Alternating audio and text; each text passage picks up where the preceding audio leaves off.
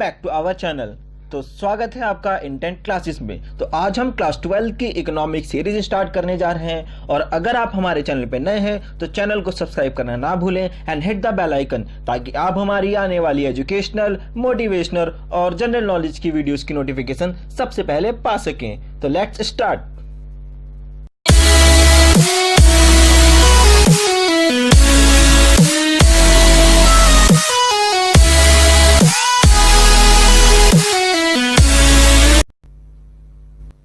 तो आज हम क्लास 12 इकोनॉमिक्स का Indian economy on the eve of independence पढ़ेंगे। तो चैप्टर स्टार्ट करने से पहले हम आपको यह बता दें कि हमारे चैनल का एक ही गोल है, सभी को टॉपर बनाना। इसलिए इस चैनल पर आपको notes, important question, exam strategy और बहुत कुछ गाइड कराया जाएगा। तो ये जो चैप्टर है कि आज़ादी के टाइम पे हमारी जो इकोनॉमी थी वो कैसी थी, क्योंकि ब्रिटिशर्स जा चुके थे हमारे देश से। उसके बाद हमारे देश की जो इकोनॉमी थी काफ़ी तेज़ी से गिरी थी। तो उसके बारे में हम बात करेंगे कि जो हमारा देश था, जिसे हम सोने की चिड़िया कहते हैं आज भी, उसके साथ आखिर क्या हुआ। उस सोने की चिड़िया को क्या हुआ था जो उसकी इकोनॉमी इतनी डाउन हो गई थी। तो सबसे पहले हमें जानना पड़ेगा कि हम ब्रिटिश रूल से पहले कैसे थे, हमारा जो लोग थे, हमारे देश के लोग, वो कैसे काम करते थे। सबसे पहला जो मेन पॉइंट है कि हमारा जो देश है उसमें हम 85% लोग की डिपेंडेंस जो थी वो एग्रीकल्चर पर थी। 85% लोग एग्रीकल्चर के ऊपर डिपेंड करते थे। और दूसरा जो था, हमारे जो देश के जो फार्मर्स थे वो सेल्फ कंजप्शन पे ज्यादा ध्यान देते। मतलब कि जब वो कुछ चीज अपने उगा रहे हैं अपने खेतों में, वो अपने लिए यूज करते थे या फिर विलेज के लोगों के साथ शेयर करने के लिए, बार्टर सिस्टम के लिए। क्योंकि वहां पे उस टाइम पे लोग क्या करते थे कि किसी भी चीज की जब जरूरत होती थी या कोई जो दूसरा जो पर्सन था जो खेती बाड़ी नहीं करता था, अदर काम करता था, उससे उस चीज को देते थे और अनाज उनको देने के बदले वो चीज ले पाते थे। तीसरा जो सबसे बड़ा पॉइंट था, हमारा जो इंडिया था वो हैंडीक्राफ्ट के लिए ऑल ओवर वर्ल्ड फेमस था। तो ये जो तीन चीज थी, बाकी बहुत सारी भी चीजें हैं, ये ब्रिटिश रूल से पहले हमारे इंडिया में थी। और इन सब के कारण जो हमारा देश था वो सोने की चिड़िया था। बहुत सारी चीजें हमारे देश में डेवलप होती रहती थी। और फिर 1857 में ईस्ट इंडिया कंपनी हमारे देश में आती है ट्रेड करने के बहाने से और इंडिया को जो अपना गुलाम बना लेते हैं। तो कैसे जो है हमारी इकोनॉमी को कैसे खराब करते हैं उसको हम देखेंगे। तो सबसे पहले वो क्या करते हैं, कॉलोनियल रूल लाते हैं। इस रूल का जो सिस्टम था कि ये एक ऐसा सिस्टम होता है जिसमें पॉलिटिकल और सोशल रिलेशनशिप होता है दो कंट्री के अंदर, जिसमें एक रूलर होती है और अदर कॉलोनी होती है। अब रूलर कौन होती है, कॉलोनी कौन होती है, इसको आप छोटे से एग्जांपल के जरिए समझ लीजिए। रूलर और कॉलोनी का मतलब यही कि जो रूलर है, यानी रूलर से ही आपको समझ में आ रहा है रूलिंग करने वाली पार्टी जो दूसरे के ऊपर अधिकार जमाए, और कॉलोनी जो उसके अंडर में काम करे। जब ब्रिटिश हमारे इंडिया में आए तो उन्होंने भी यही करा। वो हमारे ऊपर रूल करने लग गए थे, वो हमारे रूलर बन गए थे, वो हमारे ऊपर कब्जा जमा के बैठे थे। उनके आदेश के बिना कोई भी इंडिया में वर्क नहीं होता था। जैसे एक सोसाइटी के अंदर, एक कॉलोनी के अंदर सेक्रेटरी होता है, वो वहां की सारी चीजें, रूल्स एंड रेगुलेशन को देखता है मेंबर्स के द्वारा, वैसे ही हमारे जो देश में जो अंग्रेज थे, जो ब्रिटिश थे, वो हमारी कंट्री को रूलिंग करने लग गए थे और हम उनके अंडर में काम करने लग गए थे। अब पहला पॉइंट ये था कि रूलिंग जो कंट्री थी वो सिर्फ पॉलिटिकल कंट्रोल नहीं कर सकती थी, उसका जो वो हमारा जो इकोनॉमिक पॉलिसीज थी उनको भी डिटरमाइन कर सकती थी। इसलिए ये सारी कठिनाइयां हमें देखनी पड़ेंगी। और इससे हुआ क्या, इससे हुआ ये कि जो उनका मेन ऑब्जेक्टिव था, जो ब्रिटिशर्स हमारे देश में आए थे, उनका मेन ऑब्जेक्टिव था देश का रॉ मटेरियल, हमारे देश का रॉ मटेरियल अपने यहाँ पे ले जाके और उसको फिनिश्ड गुड्स में हमारे देश के ही लोगों को वापिस वो बेच देते थे।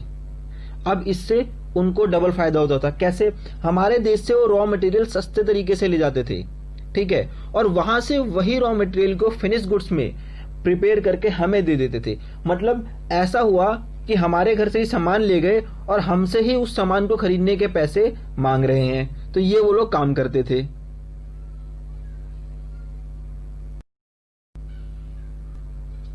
उन्होंने हमें जो है कॉलोनियल एक्सप्लोरेशन उन्होंने हमारा 3 तरीके से करा। पहला उन्होंने एग्रीकल्चर सेक्टर से करा, दूसरा उन्होंने इंडस्ट्रियल सेक्टर से करा, और तीसरा उन्होंने जो एक्सप्लोरेशन था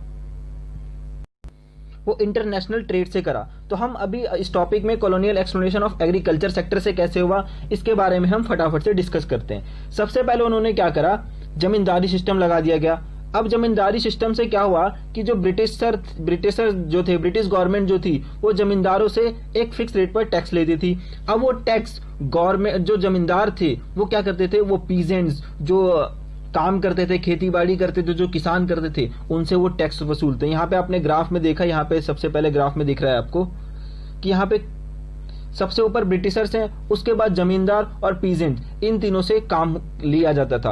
अब ब्रिटिश क्या करती थी, जमींदार से एक फिक्स रेट पर टैक्स लेती थी और जमींदार उसी फिक्स टैक्स रेट पर पीजेंट से टैक्स लेते थे। अब कभी कभार फसल ना हो और बहुत सारी दिक्कतें आती थी किसानों के सामने, जिसके कारण हमारी जो एग्रीकल्चर सेक्टर था उसका डेवलपमेंट नहीं हुआ।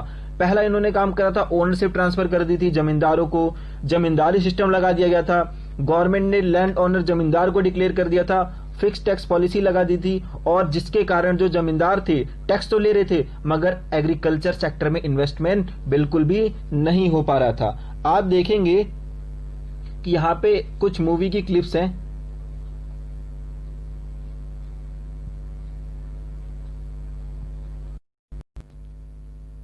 ये मदर इंडिया और लगान फिल्म की जो कुछ यहाँ पे मैंने पोस्टर लगाए हैं, आप देखेंगे लगान फिल्म आपने देखी होगी। इस फिल्म में मैच होता है, किसके लिए होता है, ताकि इनके ऊपर जो किसानों के ऊपर टैक्स होता है गांव के किसानों के ऊपर, उसको कम करा जा सके। उसे गवर्नमेंट, जो ब्रिटिशर्स थे, इस फिल्म में दिखाया गया है कि जो ब्रिटिश है उनसे काफी ज्यादा टैक्स लेते थे। और यहाँ पे आपने देखा होगा मदर इंडिया फिल्म, ये दोनों फिल्म जो है जमींदारी सिस्टम को रिप्रेजेंट करती है और यहाँ पे जो है ब्रिटिश गवर्नमेंट के अत्याचारों का जो टैक्स पॉलिसीज है उनको भी दिखाती है। तो अब हम मूव करते हैं अपने नेक्स्ट टॉपिक की तरफ।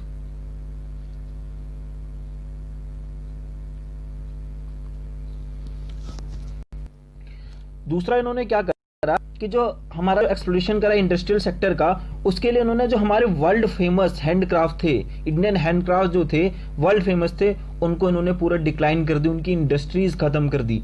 कैसे, उनके ऊपर ये लोग काफी ज्यादा अत्याचार करते थे, काफी ज्यादा इन्होंने टैक्स एक्सपोर्ट कर दिया और ड्यूटी फ्री इंपोर्ट कर दिया, जिसके कारण जो इनके जो गुड्स थे, जो हैंडमेड क्राफ्ट थे, जब बाहर के देशों में जाते थे तो इन पर काफी ज्यादा टैक्स लगा देते, जिसके कारण इनकी डिमांड जो है वर्ल्ड में कम होने लग गई। और दूसरा इन्होंने क्या करा, ड्यूटी फ्री इंपोर्ट कर दिया, जिसके कारण जो बाहर से चीजें आ रही थी इंडिया में काफी सस्ती मिलने लग गई।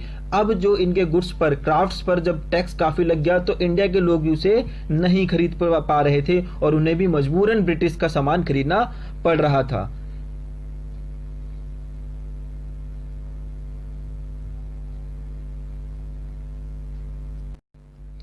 और तीसरा उन्होंने एक्सप्लेनेशन करा हमारे इंटरनेशनल ट्रेड का। इंटरनेशनल ट्रेड को भी उन्होंने पूरी तरीके से तबाह कर दिया। कैसे, उन्होंने डिस्क्रिमिनेटरी ट्रेड पॉलिसी लाई, जिसके अंदर टैक्स फ्री इंपोर्ट जो था फिनिश गुड्स का वो कर दिया गया, और एक्सपोर्ट रॉ मटेरियल का, रॉ मटेरियल यहां से सस्ते रेट में बाहर चले जाता था, जिसके कारण बाहर की जो कंट्री थी, जो ब्रिटिश थे, जो अपने देश में रॉ मटेरियल यहाँ से भेजते थे, वो काफी इजीली सस्ते रेट में वहां पहुंच जाता था और वहां से वही फिनिश्ड गुड्स को फ्री टैक्स करके इंपोर्ट कर दिया जाता था इंडिया में, ताकि लोग, हमारे देश के लोग, उन्हें सस्ता मिलता था, इसलिए वो इसे खरीद पाते थे। तो आपको यहां तक तीनों टॉपिक क्लियर हुए होंगे। अब मूव करते हैं अपने फीचर्स की तरफ। तो फीचर क्या है इंडियन इकोनॉमी के? तो सबसे पहला आपका जो फीचर है वो है स्टैग्नेंट। ये क्या होती है स्टैग्नेंट इकोनॉमी? इसका मतलब ये है कि वो इकोनॉमी जो स्थिर हो, मतलब मूवमेंट ना हो इकोनॉमी के अंदर। When the production of goods and services in an economy slows down और even it start to decline. जब हमारी जो इकोनॉमी होगी उसका जो प्रोडक्शन होगा गुड्स एंड सर्विसेज का, वो काफी धीरे धीरे होगा या फिर गिरने लग जाएगा। और उस टाइम पे ना प्रोडक्शन हो रहा था और हमारी जो इकोनॉमी थी वो अटक गई थी, मतलब रुक सी गई थी। अब इसके कारण सबसे पहला इफेक्ट पड़ा, जो हमारा जो ग्रोथ रेट था वो बहुत स्लो हो गया। ग्रोथ रेट काफी ज्यादा स्लो होने लग गया, हम बढ़ ही नहीं पा रहे थे हमारा देश। और दूसरा इम्पैक्ट पड़ा कि जो हमारे देश के अंदर पॉवर्टी थी, गरीबी थी, वो काफ़ी बढ़ गई थी, क्योंकि जब इकोनॉमी ही नहीं अच्छी सी होगी तो देश के पास पैसा कहाँ से आएगा, जिसके कारण पॉवर्टी इंक्रीज हो गई और लोगों के जीने का तरीका भी काफ़ी ज़्यादा लो हो गया था। दूसरा फीचर था हमारा बैकवर्ड इकोनॉमी। अब ये क्यों हुआ? अब ये देखा गया जो हमारी जो इकोनॉमी है वो काफ़ी ज़्यादा पीछे होने लग गई थी। इसका कारण ये था कि जो हमारा लो पर कैपिटल इनकम सबसे लो था हमारा उस टाइम पे, पर कैपिटल इनकम 1947 से 1945 के बीच में देखा गया वो सिर्फ 230 रुपये था पर कैपिटल इनकम। एक मतलब यहाँ पे आप देखेंगे कि जो एक आदमी है उसकी एवरेज इनकम 230 रुपये थी, ठीक है, और हमारी जो अनएम्प्लॉयमेंट थी वो टॉप पर थी, हाई लेवल पर हमारी अनएम्प्लॉयमेंट बढ़ गई थी। थर्ड में था हमारा जो एग्रीकल्चर था वो काफी बैकवर्ड हो गया था। अब इसका कारण क्यों था? हमारे जो देश के लोग थे वो उस टाइम पे भी 72% जो लोग थे वो एग्रीकल्चर में लगे हुए थे और उसका 50% कंट्रीब्यूशन जीडीपी में जाता था। और काफी ज्यादा ये देखा गया कि हमारे जो एग्रीकल्चर सेक्टर है उसकी प्रोडक्टिविटी काफी कम हो गई, काफी लो होने लग गई थी। और यहाँ पर आप देखेंगे कि 1947 से 1948 के बीच में हमारा जो क्रॉप्स है 527 लाख टन से इसका प्रोडक्शन हुआ। ऐसा क्यों हुआ? सबसे पहली बात लैक ऑफ एजुकेशन। आप यहाँ पे पिक्चर पे देख सकते हैं लैक ऑफ एजुकेशन। अब एजुकेशन का मतलब ये नहीं कि पढ़ाई लिखाई से रिलेटेड, किसानों का यहाँ पे एजुकेशन से मतलब ये दिया गया है कि जो उनकी नॉलेज थी कि खेती बाड़ी कैसे करी जाती है, क्या क्या कर सकते हैं, उन सबको खेती बाड़ी के बारे में ज़्यादा जानकारी नहीं थी। वो जो है साइंस से रिलेट नहीं कर पाए थे अपने आप को। लैक ऑफ कैपिटल काफ़ी ज़्यादा कम था क्योंकि जमींदारी सिस्टम लगा दिया गया था और small size of low holding हो गई थी लैंड की। हम अपने 4 टॉपिक पे आते हैं। Industrial backwardness. अब जो हमारी इंडस्ट्री थी वो भी काफी ज्यादा पीछे होने लग गई थी। क्यों होने लग गई थी? क्योंकि हमारा जो देश है उसके अंदर इंफ्रास्ट्रक्चर बिल्कुल नहीं बचा था, ना के बराबर था। ऐसा क्यों हुआ? क्योंकि हमारा जो प्रोडक्शन था मशीन का वो भी ना के बराबर ही चल रहा था। हमारी जो स्मॉल स्केल इंडस्ट्री थी वो पूरी तरीके से खत्म हो गई थी और हम पूरी तरीके से हमारा देश ब्रिटिश इंपोर्ट के ऊपर डिपेंड करने लग गया था। उसके बाद आता है रैम्पेड पॉवर्टी। रैम्पेड पॉवर्टी का मतलब होता है अनकंट्रोल गरीबी। जो गरीबी थी उस टाइम पे काफी ज्यादा कह सकते हैं टॉप पर थी, क्योंकि कंट्रोल ही नहीं हो पा रहा था। जब हमारी इकोनॉमी अच्छी नहीं होगी तो हम कैसे अपने देश को जो है गरीबी से उभार पाएंगे, और वो उस टाइम पे काफी ज्यादा बढ़ गया था। और इसके 2 कारण सबसे ज्यादा थे, अनएम्प्लॉयमेंट और lack of education. Lack of education, अब जब हमारे देश के लोग एजुकेटेड नहीं थे उस टाइम पे काफी ज्यादा, जब उनको नॉलेज नहीं थी तो कैसे हमारे देश के अंदर जो है योगदान दे सकते।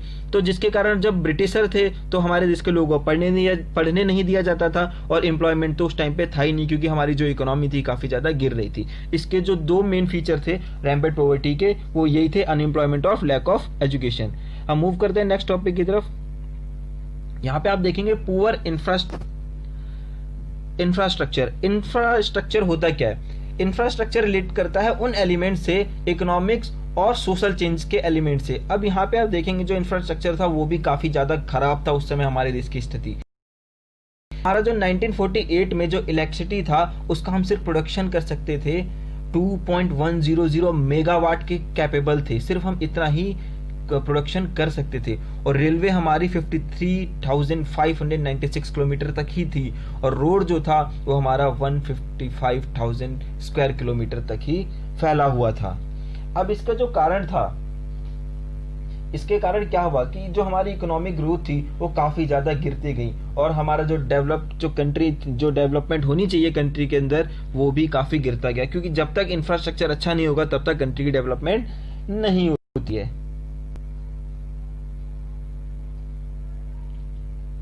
और इसके कुछ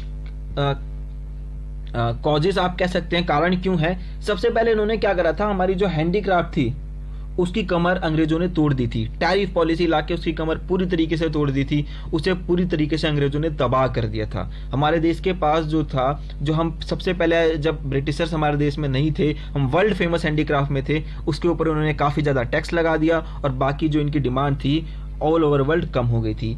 अब इन्होंने मशीन वर्सेस मैन मेड चीज कर दिया। अब मशीन वर्सेस मैन मेड का मतलब यहाँ पे ये है कि ये जो हमारे यहाँ से रॉ मटेरियल अपने देश ले जाते थे, वहां से ये फिनिश्ड गुड्स बना के हमारे इंडिया में भेजते थे, और जो हमारे इंडिया के लोग थे जो हाथों से उस टाइम पे चीजें बनाते थे, काफी खादी वगैरह, इन सब की डिमांड कम होने लगी। डिमांड कम इसलिए हुई ताकि जो मशीनें से जो ये रॉ मटेरियल ले जाके फिनिश्ड गुड्स बनाते थे, जो मशीनों से चीजें बनाते थे, ये काफी सस्ती मिलने लग गई थी, और जो मैन मेड चीज थी इनके ऊपर उन्होंने काफी ज्यादा टैक्स लगा दिया था, जिसके कारण हमारी जो इंफ्रास्ट्रक्चर है वो काफी ज्यादा गिरने लग गया था। तीसरा, उन्होंने क्या करा, अपने रेलवे का एक्सपेंशन बढ़ा दिया था। अब इससे हुआ क्या, रेलवे आप देख रहे हैं, हमारी जो इंडियन रेलवे काफी फेमस मानी जाती है वर्ल्ड की, और काफी ज्यादा जो है, आप गांव वगैरह जाते हैं, आपने देखा होगा रेलवे हमारी कितनी अच्छी लगती है, मगर उस टाइम पे रेलवे ने भी हमारा इकोनॉमी को गिराने में मदद करी। कैसे, जो रेलवे का एक्सपेंशन जो था उस पे ज्यादा ब्रिटिशर्स ध्यान दे रहे थे। अब इससे क्या होता था,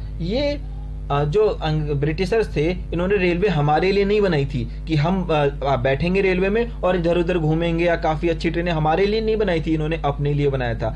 ये इसलिए बनाई थी रेलवे कि ये जो बंदरगाह होते हैं वहां से ये अपने सामान को एक्सपोर्ट और इंपोर्ट कर सकें, और जिसके कारण इन्होंने मार्केट काफी ज्यादा फैला लिया था, और जो ये फिनिश्ड गुड्स इंडिया में लाते थे उसको रेलवे के द्वारा अलग अलग मार्केट में इजिली ला पाते थे।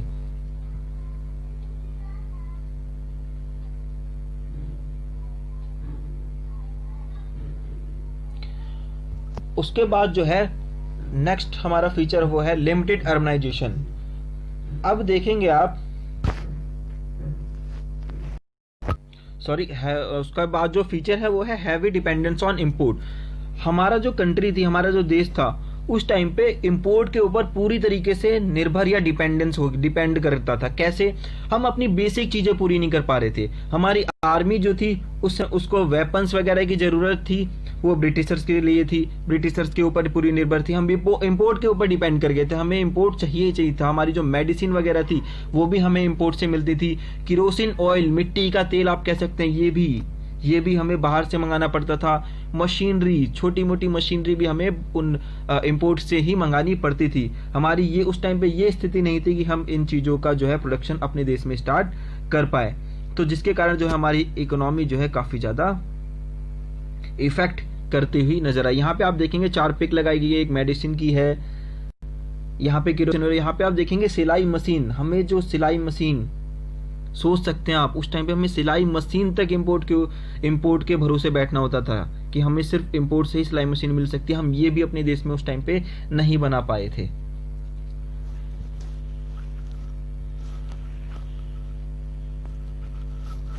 उसके बाद जो है नेक्स्ट है आपका टॉपिक लिमिटेड अर्बनाइजेशन। अब जो अर्बन एरिया है, मतलब जो शहर का एरिया होता है, वो उस टाइम पे 14% था, और 86% लोग जो है वो रूरल एरिया में रहते थे। अब क्या होता है, मतलब जब आप गांव वगैरह जाते हैं, अब भी बहुत जगह इंडिया में गांव है, और जब हम लोग गांव वगैरह जाते हैं तो वहां पे लोग बोलते हैं, अरे शहरी बाबू आए हैं, या ये तो शहर में रहते हैं। तो शहर को कितना अच्छा माना जाता है, ऐसा क्यों था? और यहाँ पे लिमिटेड अर्बनाइजेशन का मतलब वहां से भी निकल के आ सकता है। शहर को अच्छा मानने का मतलब लोगों का नजरिया ये था कि शहरों में काफी ज्यादा डेवलपमेंट होता है, वहां पे काफी ज्यादा इंफ्रास्ट्रक्चर है, काफी अच्छी जो है लिविंग ऑफ स्टैंडर्ड है लोगों का, इसलिए वो लोग जो है शहरों को अच्छा मानते हैं। और यहाँ पे आप देखेंगे उस टाइम पे सिर्फ 14% अर्बनाइजेशन था, और 86% लोग जो है एरिया में रहते थे। अब इसका कारण क्या था? इसका सबसे मेन कारण था कि जो लोग थे वो डिपेंड करते थे फार्मिंग के ऊपर, खेती बाड़ी में लोग थे, क्योंकि उन्हें काम नहीं था। जब किसी के पास रोजगार नहीं होगा, एम्प्लॉयमेंट नहीं होगी, तो वो क्या करेगा? जो उसके पास चीजें होती हैं वो उसी का यूज करेगा। तो उस टाइम पे मोस्टली जो लोग थे वो फार्मिंग के ऊपर डिपेंड करते थे, और जिसके कारण हमारी जो पॉवर्टी है वो काफी तेजी से इंक्रीज होने लग गई थी।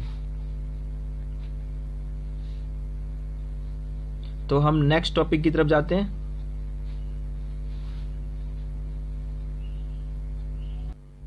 उसके बाद नेक्स्ट फीचर है हमारा सेमी फेडरल इकोनॉमी।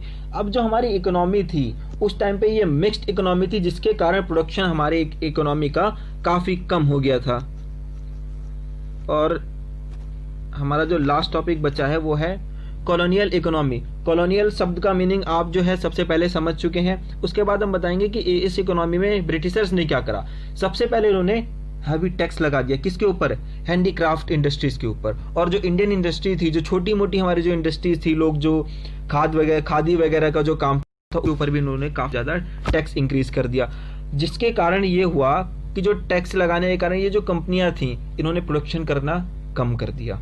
क्योंकि जब आप किसी चीज के ऊपर टैक्स लगा देंगे, उसकी डिमांड कम हो जाएगी। या आपने law of Lord and demand आपने 11th क्लास में भी पढ़ा होगा, तो आप देखेंगे कि जब डिमांड ही कम नहीं होगी तो प्रोडक्शन करके कंपनी करेगी क्या? या फिर जब डिमांड ही कम थी उस टाइम पे, तो लोग इन चीजों का प्रोडक्शन कैसे कर पाते? और इनके ऊपर काफी ज्यादा टैक्स लगा दिया गया था ताकि आम लोग भी इन चीजों को नहीं खरीद पाए।